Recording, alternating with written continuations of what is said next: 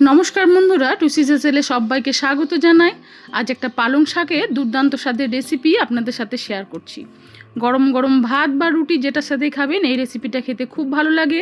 একবার এই পদ্ধতিতে পালং শাকটা বানিয়ে রান্না করে খেয়ে দেখুন বন্ধুরা, এর স্বাদ কিন্তু মুখে লেগে থাকবে। অপূর্ব স্বাদের হয়। রান্নার পদ্ধতি খুব সহজ। অনুরোধ রইল ভিডিওটা স্কিপ না করে দেখুন। আশা করছি আজকের এই রান্নার পদ্ধতি আপনাদের ভালো লাগবে। আজকের এই পালং শাক তৈরি করার জন্য গ্যাস ওভেনে একটা কড়াই বসিয়ে দিয়ে পরিমাণ মতো সর্ষের তেল দিয়ে দিয়েছি। ফোড়নে দিয়েছি 5 ফোড়ন। ফোড়নটা একটু ভাজা হয়ে গেছে দেখুন। এরপরে তেলের মধ্যে দিয়ে দিচ্ছি একটা মিডিয়াম সাইজের পেঁয়াজ কুচি। ভালো করে পেঁয়াজটাকে দেখুন মিডিয়াম হিটে ভেজে নিয়েছি। গ্যাসের ফ্লেম মিডিয়াম হিটে রেখেই রান্নাটা করবেন। পেঁয়াজটা একটু ভাজা হয়ে গেছে, এর মধ্যে দিয়ে দিচ্ছি আগের থেকে গ্রেট করে রাখা আদা। এখানে 1 ইঞ্চি আদা একটু গ্রেট করে দিয়েছি, চাইলে একটু বেটেও দিতে পারেন। আর দিয়েছি এর সঙ্গে একটা কাঁচা লঙ্কা বাটা। আদা আর পেঁয়াজটা ভাজার পরে এবারে দিলাম দেখুন কচু আর আলু। আগে থেকে ডুমো ডুমো করে কচু আলুটাকে কেটে রেখেছিলাম। একটা মিডিয়াম সাইজের বেগুনও আমি কেটে ধুয়ে রেখেছি। বেগুনটা একটু পরে ব্যবহার করব। প্রথমে আলু আর কচুটাকে খুব ভালো করে একটু ভেজে নিতে হবে। এখানে আমি সমপরিমাণ আলু আর কচুটা নিয়েছি। এরপরে দিয়ে দিলাম হাফ বাটি মতো ভেজানো ছোলা। আগের দিন রাত্রে ছোলাটা ভিজিয়ে রেখেছিলাম। ছোলাটা কিন্তু কাঁচা আছে, এটাকে কিন্তু আগের থেকে সেদ্ধ করে রাখিনি। এভাবে কচু আলুটা সেদ্ধ হওয়ার সাথে সাথে ছোলাটাও কিন্তু এই রেসিপিতে সেদ্ধ হয়ে যাবে। আলাদা করে সেদ্ধ করে রাখার কোনো প্রয়োজন নেই। বাকি গুঁড়ো মশলাগুলো দিলাম হলুদ গুঁড়ো পরিমাণ মতো, আর একটু ঝাল লঙ্কার গুঁড়ো দিয়েছি। তারপর ভালো করে আলু আর কচুটাকে ছোলাটাকে খুব ভালো করে ভাজতে হবে। গ্যাসের ফ্লেমটা একটু হাই করে দিয়ে কচু আলু ছোলা খুব ভালো করে দেখুন ভেজে নিয়েছি। এখন লবণ খুব সামান্য পরিমাণ দিয়েছিলাম বন্ধুরা, যেটা দেখানো হয়নি। খুব অল্প পরিমাণে এখন লবণটা ব্যবহার করতে হবে। পরে পালং শাকটা দেওয়ার পরে লবণটা মাপ মতো ব্যবহার করতে হবে। 3-4 মিনিটের জন্য ঢাকা দিয়ে রেখেছিলাম।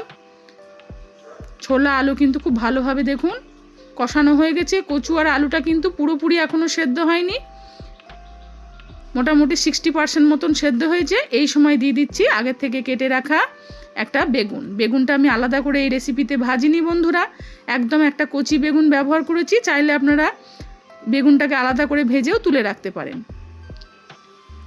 বেগুনটাকে দেওয়ার পরে একবার একটু নাড়িয়ে দিয়ে এবারে দেখুন আগে থেকে কেটে ধুয়ে রাখা পালং শাক দিয়ে দিয়েছি। পালং শাকটা খুব বেশি ছোট করে কাটার কোনো প্রয়োজন নেই, একটু বড় বড় করে দেখুন কেটে নিয়েছি। আর এবার দিলাম পরিমাণ মতো লবণ। লবণটা একটু বুঝে ব্যবহার করতে হবে, যেহেতু আমি আগে কচু আলুটা ভাজার সময় খুব সামান্য পরিমাণে একটু লবণ দিয়েছি, সেই হিসাব বুঝেই কিন্তু লবণটা এখানে ব্যবহার করেছি। তারপরে উল্টে পাল্টে একটু শাকটাকে দেখুন নাড়িয়ে দিয়েছি সবজির সাথে।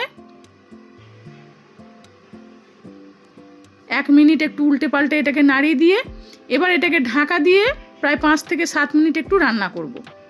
5-7 মিনিট পরে ঢাকা খুলে দিয়েছি। পালং শাক থেকে দেখুন কতটা জল বেরিয়েছে, আর এই জলে কিন্তু পালং শাকটা বেশ নরম হয়ে গেছে। আর অন্য কোনো গুঁড়ো মশলা এখন এই সময় ব্যবহার করব না বন্ধুরা। দিয়ে দিলাম পরিমাণ মতো জল। একটু জল অবশ্যই ব্যবহার করতে হবে, যেহেতু আলু কচুটা এখনও কিছুটা পরিমাণ সেদ্ধ হবে, সেই জন্য পরিমাণ মতো জল দিয়ে আর সামান্য একটু চিনি দিয়ে দিয়েছি। এরপরে ঢাকা দিয়ে এটাকে প্রায় 10 থেকে 12 মিনিট একদম লো টু মিডিয়ামে রান্না করে নিয়েছি। 10-12 মিনিট পরে ঢাকনাটা খুলে দিয়েছি। সবজিগুলো কিন্তু খুব ভালোভাবে দেখুন সুসেদ্ধ হয়ে গেছে। পালং শাকের তো কত রকম রেসিপি আমরা রান্না করে খেয়ে থাকি বন্ধুরা, একদিন হলে এই রেসিপিটা বাড়িতে বানিয়ে খেয়ে দেখবেন, দুর্দান্ত লাগে। এবারে এটাকে নামিয়ে দিয়ে একটা ফোড়ন তৈরি করে নেব। আর লাগবে একটা ভাজা মশলা। দিয়ে দিলাম এখানে 1 চামচ সর্ষে, 1 চামচ ধনে। ভালো করে দেখুন গ্যাসের ফ্লেমটা একটু লো করে দিয়ে এটাকে একটু ড্রাই রোস্ট করে নিয়েছি। অবশ্যই এই মশলাটাই ব্যবহার করবেন এই রেসিপিতে, অসাধারণ স্বাদ হবে। ওটাকে ঠান্ডা করে একটু শিলে গুঁড়ো করে নিয়েছি। এরপরে কড়াইতে দিয়ে দিচ্ছি দেখুন সামান্য পরিমাণে একটু সর্ষের তেল। ফোড়নে দিয়ে দিচ্ছি 2টো শুকনো লঙ্কা, একটা তেজপাতা একটু ছিঁড়ে দিয়ে দিয়েছি। আর শুকনো লঙ্কাগুলোকেও একটু ফাটিয়ে দিয়েছি। ভালো করে শুকনো লঙ্কা তেজপাতাটা দেখুন ভেজে নিয়েছি। এরপরে দিয়ে দিলাম ঘরে বানানো কয়েকটা বড়ি, আমি একটু ভেঙে দিয়ে দিয়েছি। ভেঙে দিলে টেস্টটা বেশ ভালো হবে। যদি বাজারে কেনা বড়ি ব্যবহার করেন সেক্ষেত্রে আপনারা গোটাও ব্যবহার করতে পারেন, কারণ ওগুলো তো রান্না শেষে ব্যবহার করলে ওগুলো বেশ নরম হয়ে যায়। কয়েক কোয়া রসুন দেখুন একটু শিলে থেঁতো করে নিয়েছি, দিয়ে তার মধ্যে দিয়ে দিয়েছি। আর এই রসুন আর বড়ি ভাজার সুগন্ধ বেরিয়েছে বন্ধুরা। এরপরে দিয়ে দিচ্ছি ড্রাই রোস্ট করে রাখা ভাজা মশলাটা, একটু তেলের মধ্যেই দিয়ে দিয়েছি। আর এর গন্ধে পুরো রান্নাঘর আপনার ভরে যাবে। এত সুন্দর একটা রান্না থেকে আপনাদের সুগন্ধ বেরোবে বন্ধুরা। একবার বাড়িতে বানিয়ে এই পদ্ধতিতে পালং শাকটা রান্না করে খেয়ে দেখুন, ভীষণ ভালো লাগবে খেতে। এটা দিয়ে আপনারা আঙুল চেটে সব ভাত খেয়ে ফেলবেন। আর এই রান্নাটা একটু গ্রেভি মতো হবে, একদম শুকনো কিন্তু হবে না। এটা ভাত দিয়ে মাখিয়ে খেতে খুব ভালো লাগে, চাইলে রুটি দিয়েও পরিবেশন করতে পারেন। ভাজা মশলাটা দেওয়ার পরে 1 মিনিটের মধ্যে এটাকে আমি নামিয়ে দিয়েছি। তৈরি হয়ে গেল পালং শাকের ঘন্ট। আজকের এই রেসিপিটা আপনাদের কেমন লাগলো অবশ্যই কমেন্টে জানাবেন। ভালো লেগে থাকলে একটা লাইক শেয়ারের জন্য আপনাদের কাছে অনুরোধ রইল। নিজেদের প্রিয়জন বন্ধুবান্ধবদের কাছে রেসিপিটি শেয়ার করে দিয়ে তাদের দেখার সুযোগ করে দিন। আর আমার চ্যানেলে নতুন যদি এসে থাকেন বন্ধুরা, তাহলে আমার চ্যানেলটিকে সাবস্ক্রাইব করে আমার পাশে থাকার অনুরোধ রইল। সবাই ভালো থাকুন, সুস্থ থাকুন। ফিরে আসবো নতুন পর্বে। নমস্কার।